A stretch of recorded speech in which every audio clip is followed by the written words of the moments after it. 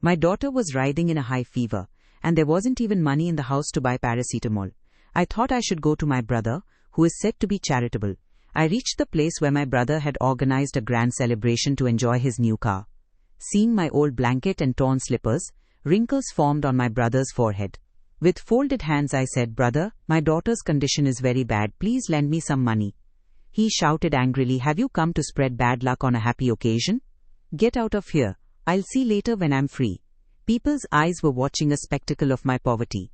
With trembling steps I walked out and letting out sighs said, "O protector of the universe, you are the support of the poor, heal my daughter and free me from this helplessness." I had just reached the side of the road when suddenly someone placed a hand on my shoulder. I turned back and saw. My name is Sandeep, and to reach the position where I stand today, I have swallowed such bitter gulps of humiliation that even imagining them is no less than death for any self-respecting person. My own real brother had brushed my hand away in a crowded gathering, and mocking my poverty, had pushed me out of the hall when I was begging for my 5-year-old daughter's life. He was hitting me as he spoke, my own blood brother, and those clapping strangers. I can never forget all of that. The ones who tore apart the curtain of my dignity in front of everyone and forced me to collapse on the footpath. This was the very story of humiliation and helplessness that had begun that night, when someone's evil eye fell on my happy, playful life, and everything I had was snatched away from me. I was a very hard-working and self-respecting man who lived with dignity by running a small shop.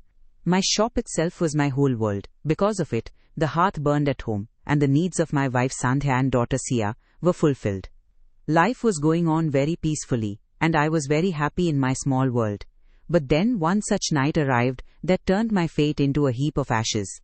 Due to a short circuit, my shop suddenly caught fire, and by the time I reached there, everything had been reduced to ashes. I stood on the road watching my hard work turn into smoke, and there was no other option left for me except letting tears flow from my eyes. After the shop burned down in that single night, I had no support left, because my elder brother Kashinath, despite being a big businessman in the city, had severed all ties with me. After our parents' death, he had taken control of all the property and thrown me out of the house by giving me a small amount of money, that very money I had invested in the shop. Now the situation had become such that I had come to live in a tiny rented house in a filthy slum. There was a roof, but the walls told the story of poverty. Sometimes I would get work, and sometimes I had to return home empty-handed. Sandhya had never complained, but when all of us slept after drinking only water, that silent pain in her eyes would tear my heart apart. Tonight it was as if a calamity had crashed down upon us, because my beloved daughter Sia was writhing in a high fever. Her little body was burning like fire, and she was moaning in a half-unconscious state. Sandhya was repeatedly stroking her forehead. There wasn't a single tablet in the house, and there wasn't even 1 rupee in my pocket to take her to a doctor. Hearing Sia's moans, my heart was crying tears of blood, and I began to consider myself the most unsuccessful father in the world. Crying, Sandhya looked at me and said, "Gather courage, do something, anything, but take our daughter to the hospital, otherwise her breathing will stop." I repeatedly put my hand into the pockets of my old coat. Perhaps I might find a coin, but there was only disappointment there, mocking me. Outside, heavy rain was pouring, and inside the house my daughter was fighting a battle between life and death, for which I didn't even have money to buy paracetamol.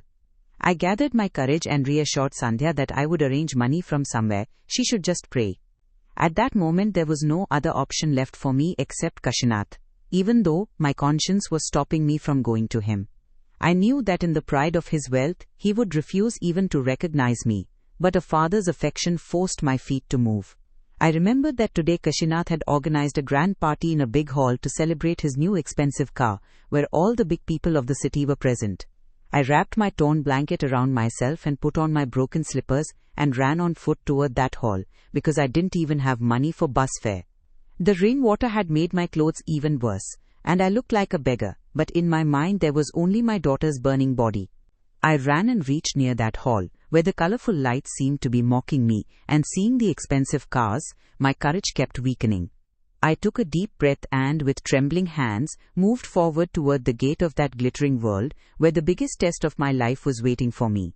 When I reached the main door of the hall, a varushed guard standing there blocked my way.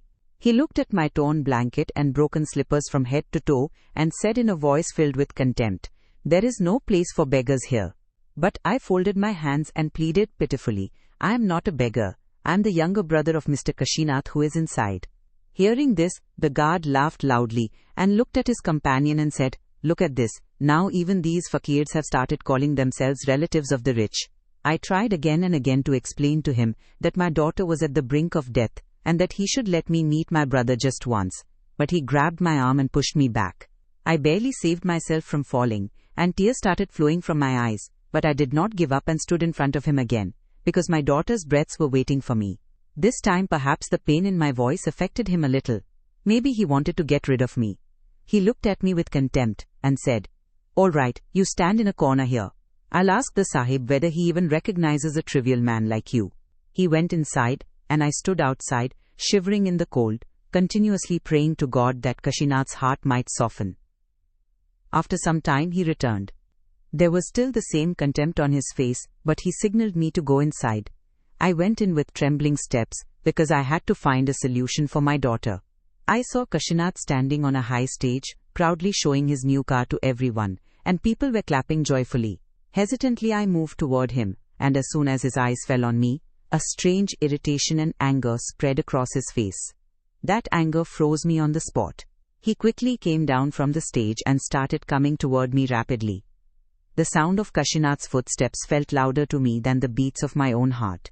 In his eyes there was neither sympathy for me, nor any sense of kinship, but such hatred as if he had seen something filthy in his beautiful and expensive gathering.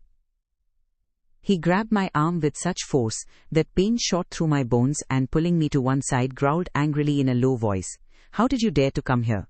And didn't I strictly tell you to stay out of my sight?" His grip was so tight that I could feel my arm turning blue, but on my lips there was only my daughter's name.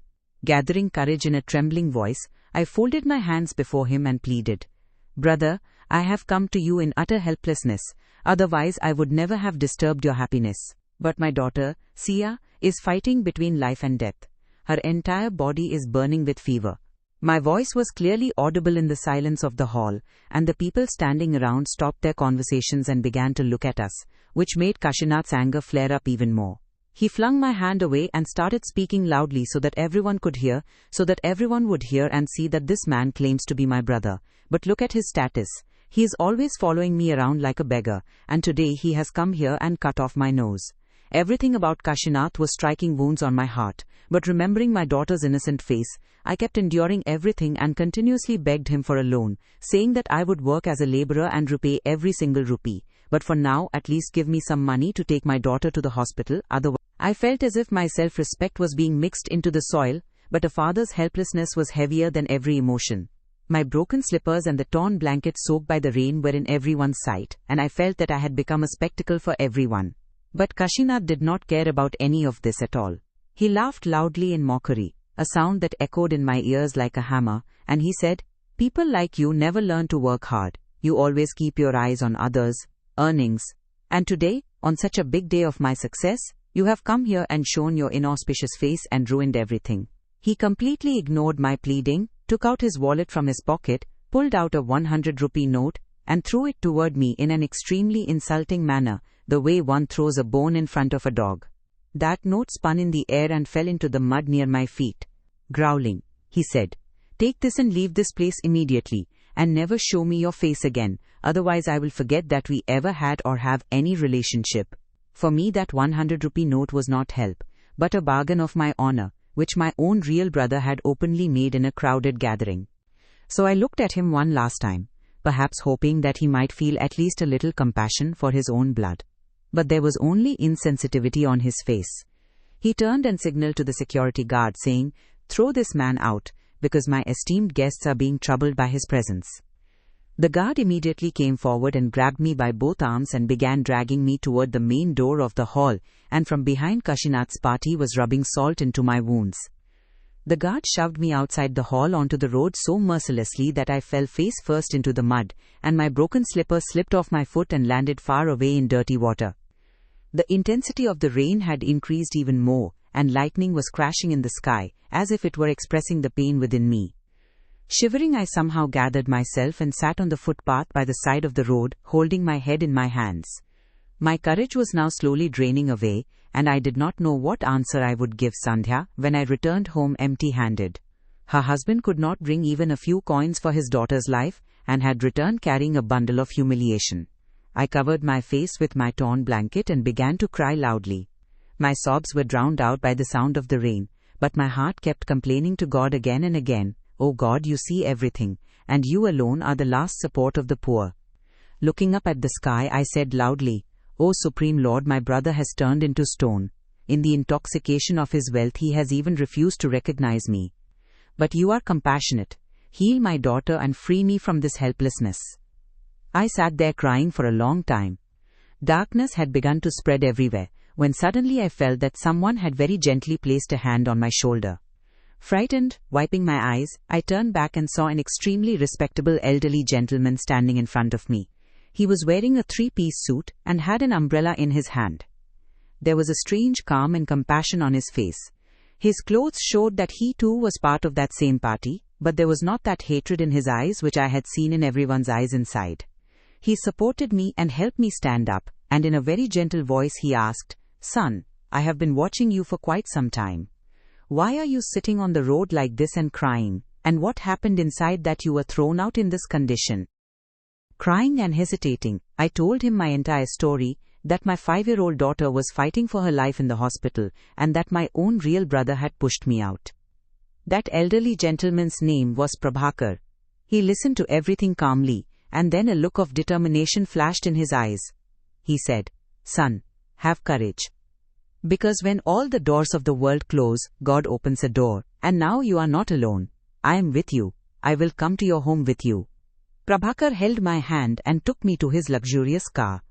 I hesitated to sit on the velvet seat in my torn shirt and dirty blanket because I was afraid that my poverty would dirty his shining car. But with great affection he removed my fear and made me sit inside.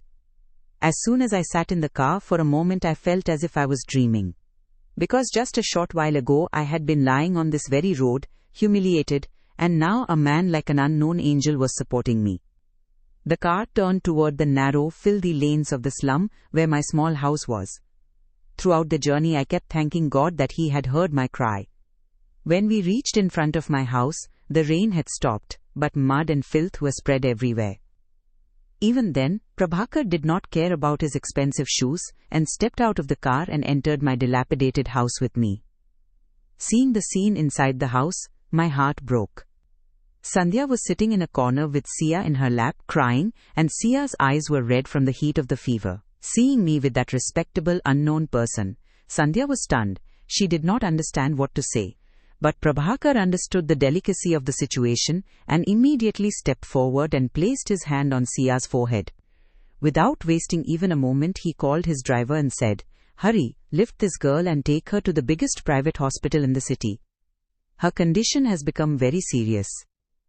I said fearfully, "How will we go there?" Smiling and looking at me calmly, he said, "Sandeep, my son, stop worrying about money.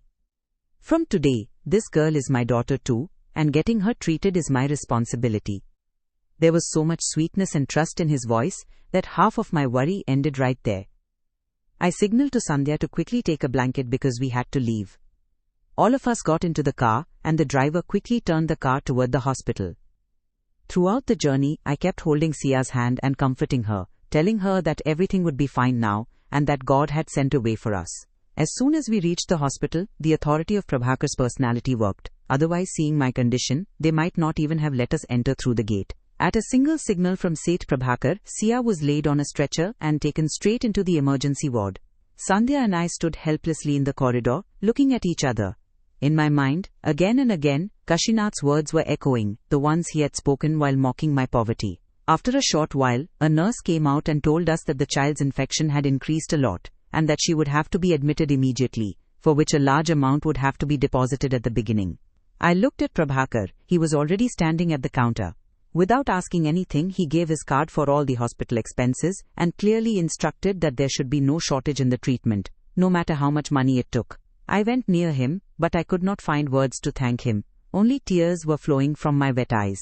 Because on one side there was that brother who had thrown a 100-rupee note at me and driven me away, and on the other side there was this unknown man who was ready to spend lakhs of rupees for me. Prabhakar made me sit on a bench and himself sat beside me and held my hand with great affection, just like a father comforts his son. He asked me in detail about my life and about Kashinath.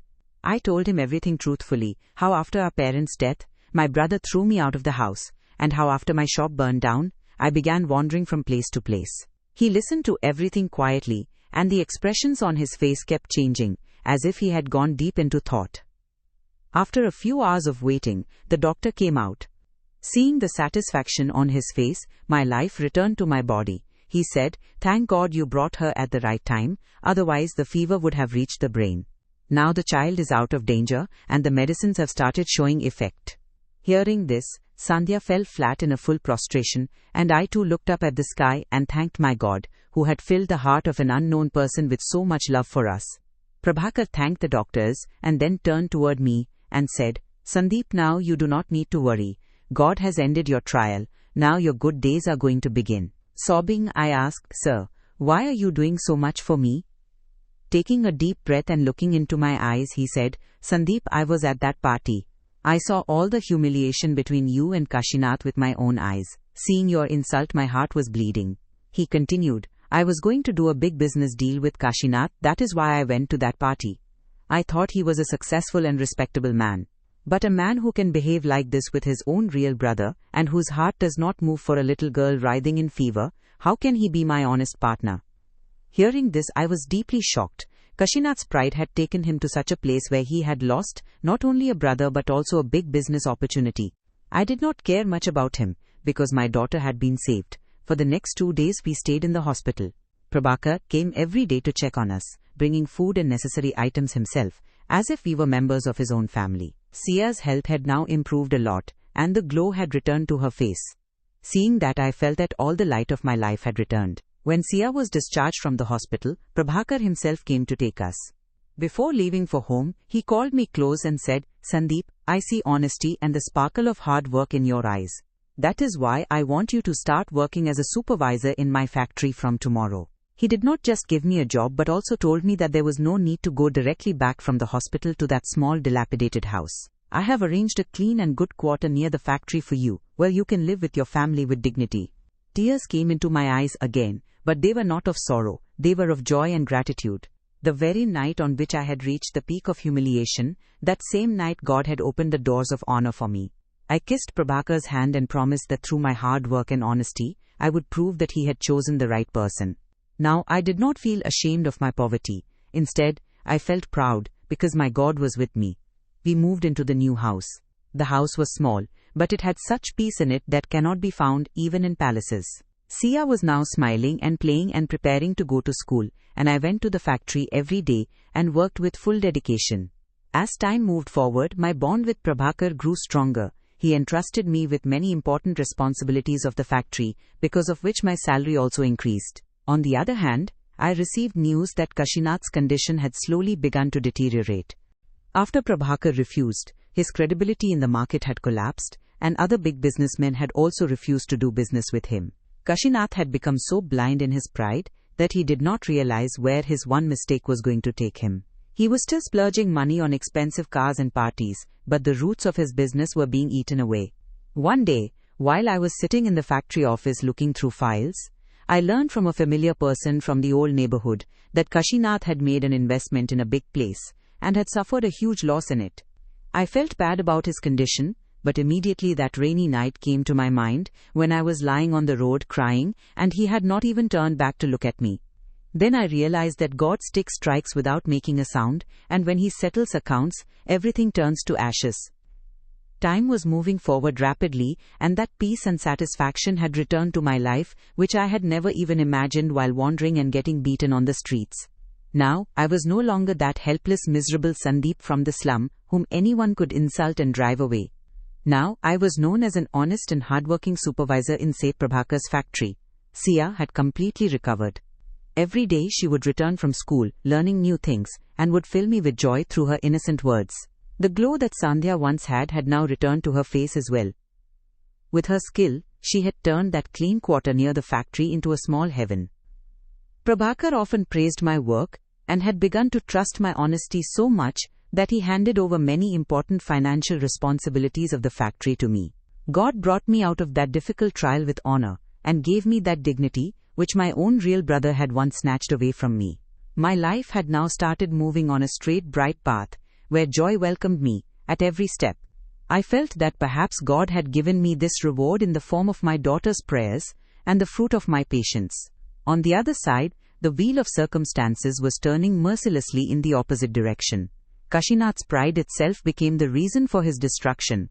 I learned that the luxurious car in whose joy he had thrown that grand party had been completely destroyed in a terrible accident. Kashinath had narrowly survived that accident, but his waist had been broken. But this was only the beginning of his downfall. After the multi-crore deal with Prabhakar was cancelled, his dominance and influence in the market came to an end. Discussions spread in business circles that Kashinath was not a trustworthy man, and because of this, many big businessmen also broke their agreements with him. To save his collapsing business, he took huge loans from moneylenders and made investments in places where he got no returns at all. The wealth and power that he had been proud of until yesterday now became a crisis for him. Moneylenders began visiting his house every day, and his remaining prestige was also turning to dust. Many times I would sit alone and think how grateful a person should be for the blessings given by God, because all of this can be snatched away in a moment, and no one can do anything about it. I felt bad about my brother's present condition. But whenever that rain-soaked night came to my mind, the night when he had thrown a 100-rupee note at my face, my heart would start trembling again. One day Prabhakar called me to his office and told me very seriously that Kashinath's factory had now reached the verge of auction, and that his luxurious bungalow would also soon go under the control of the bank because he had failed to pay the installments. Hearing this, I was deeply shocked, because my own blood had reached such a condition that perhaps there was no place left for him even to bow his head in shame. But I remained calm, because I knew that all this was the result of one's actions, and God's stick strikes without making a sound. Months passed, and I remained completely absorbed in my hard work and duties, to the extent that I reached one of the most trusted and respected positions in the factory, where people were eager even for a single glance from me. One day I was sitting in my air-conditioned office checking some files, when suddenly a peon came and informed me that outside a person had come in search of a job and was pleading a lot to be allowed to meet the boss under any circumstances. Leaning back in my chair, I calmly said, "Send him inside," because I never felt that anyone who came as a supplicant should return empty-handed from my door, whoever he might be. The office door opened, and that man came inside, and the file slipped from my hand, and I stood frozen in my place. Because the man standing in front of me was hardly recognizable. His clothes were dirty and old, and on his face the same old fatigue and defeat were visible. As soon as he raised his eyes and looked at me, his eyes widened, and he froze in the doorway itself, as if he had seen a snake. The man sitting on the luxurious chair in front of him was none other than Sandeep, the very same person whom he had pushed out one night. And today time had made him stand in front of that very man as a beggar. The ground had slipped from under Kashinath's feet, and seeing me sitting on that luxurious chair, he stood stunned, as if someone had cast a spell on him. That very brother, who had driven me away calling me a beggar, and who had mocked my poverty in front of the entire gathering today, that same man was standing before me, while I sat there as a successful and respected person. He stood there stunned. His lips were trembling, and there was nothing in his eyes except regret. As for me, a strange feeling was arising in my heart. When I looked at him closely, instead of anger, I felt immense pity for him, because time had taught him a lesson that I could never have taught him myself. That luxury of his, that arrogance, the neatly ironed expensive clothes, and that grandeur, everything, had now remained only as a memory. In their place now stood a man on whose face fatigue, defeat and worry were clearly visible. Such a heavy silence had spread in the room that only the sound of our breathing could be heard. It felt to me as if time itself had stopped, so that both of us could carefully observe each other's changed circumstances. With great difficulty, Kashinath gathered courage and began to speak in a trembling voice. "Sandeep, I treated you very badly." In a broken voice he told how his business had collapsed, how his relatives had abandoned him, and how he had become dependent on every single penny. When he needed money the most, his luxurious bungalow had been sold, and now he was living in a narrow, dark room, where even arranging 2 meals a day had become a great test for him.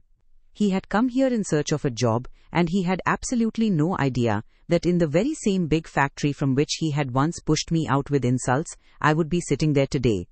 The harshness and pride in his voice, which had once been enough to intimidate others, had completely vanished. Now there remained only the plea of a broken man. He was saying that he should be given any simple job, because now he had no other way left to save his self-respect. I was calmly listening to him, and on the screen of my mind that rain-soaked night was playing like a movie when my innocent daughter was writhing with fever, and I was standing before him with my hands stretched out. That 100-rupee note kept coming back to my mind, which he had thrown into the mud with contempt. I remembered those cruel security guards who had humiliated me and thrown me out onto the road. At that moment there was no fire of revenge in my heart, but a different kind of satisfaction, that my God had protected my honor, and brought me to a position from where I could help others.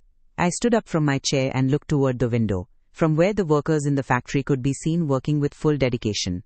At that moment I felt that God can turn a king into a beggar and a beggar into a king in an instant.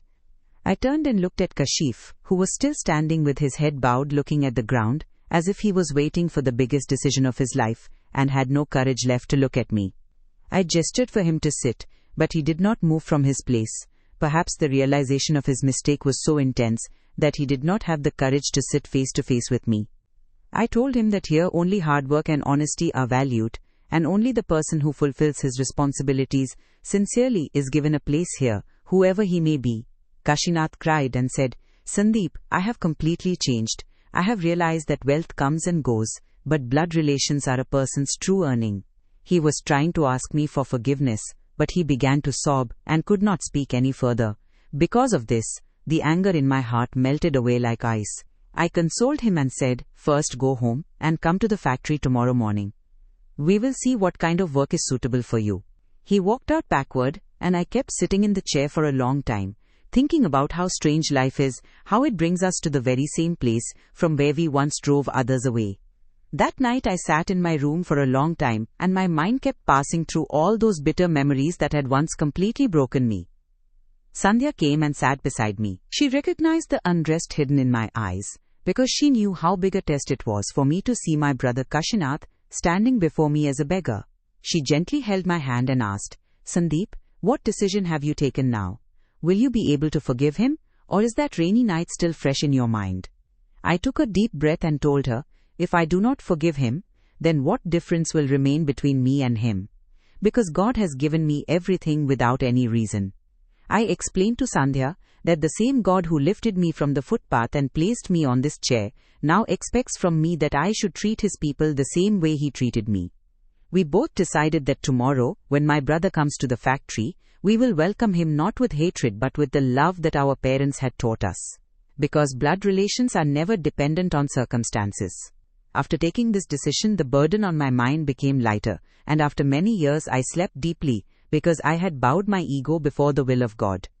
The next morning when I reached the factory, I had already instructed the security guards to bring in with full respect the person who had come yesterday seeking a job. His head was still bowed in shame, as if he could not gather the courage to face my eyes. I stood up from my chair and went and stood near him. Before he could say anything, I placed an appointment letter in his hands, which stated that he had been appointed as the assistant manager of the factory. He looked at that paper in astonishment and then looked at me.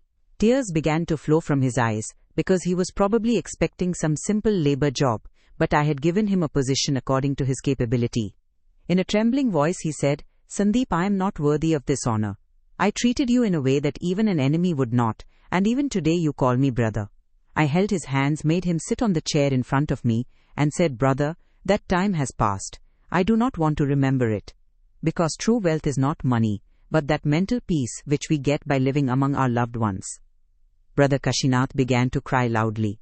He admitted that the very day he had pushed me away was the day his downfall had begun, because he had taken the curse of a helpless father. After finishing office work, I took Kashinath with me to my home. There Sandhya had prepared his favorite dishes, which he used to love eating in childhood. As soon as we entered the house, Sia came running. I introduced her to her elder uncle. He hugged Sia and began to sob, because this was the very same girl for whose life I had once begged before him. Today that same girl was calling him with so much love. In her innocence, Sia wiped his tears and asked, "Uncle, why are you crying? Did someone scold you?" Hearing this, Brother Kashinath cried and said, "No, child, I am crying over my fate, that God has returned to me such beautiful relationships that I had lost years ago. As we sat down at the dining table, all of us realized that a home is not made by walls, but by love. Kashinath promised that he would never again let wealth dominate him, and that he would spend the rest of his life serving people and living with his loved ones. Brother Kashinath even started doing the lowest level of work in the factory along with me, and such humility came into his behavior that everyone began to respect him. Prabhakar was also very happy with our reunion.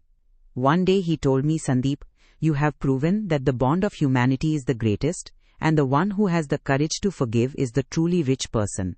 As time passed, Kashinath began to rebuild his position again through hard work. But now, his goals were not luxurious bungalows or expensive cars. He started finding joy in going to poor settlements and helping people.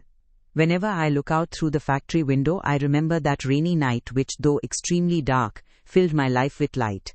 The true principle of life is this: wealth comes and goes, but a person's virtues and relationships are the real wealth that stays with him till the end.